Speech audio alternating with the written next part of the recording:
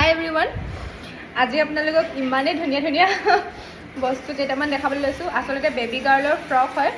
আমি এইখিনি baby গাৰ্লৰ frock বহুত বেছি ধুনীয়া ধুনীয়া ৰেডি কৰি ৰাখিছোঁ।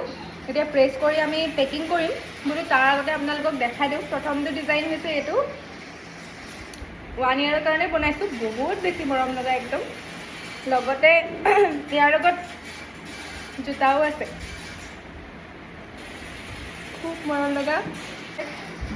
নেক্সট আপোনালোকক দেখাওঁ এটা শ্লিভলেছ ফ্ৰক। এইটো এনেকৈ ৰছী বান্ধিব পৰা। ইয়াৰ ডিজাইনটো বেলেগ, এইটো ডাবল লেয়াৰ দিছোঁ। ইয়াৰ লগতো জোতা আছে। ইয়াৰ জোতাযোৰ এনেকুৱা, আৰু এইটো যিহেতু লাইট পিংক ডাৰ্ক পিংকৰ কাম আছে, ইয়াত এইটো জোতা দিছোঁ আৰু এডাল হেয়াৰ বেণ্ড।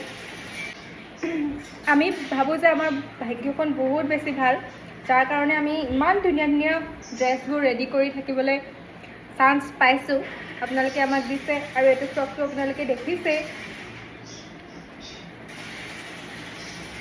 এইটো এটা মেহেন্দি গ্ৰীণৰ ফেমিলি আউটফিটৰ ফ্ৰক হয় দেই। এইটো এনেদৰে ফুলখিনি তলত দিছোঁ বৌ লগাই, আৰু এইটো হৈছে এইটো নিচিনা একে চাইছোঁ। এই ফ্ৰকটো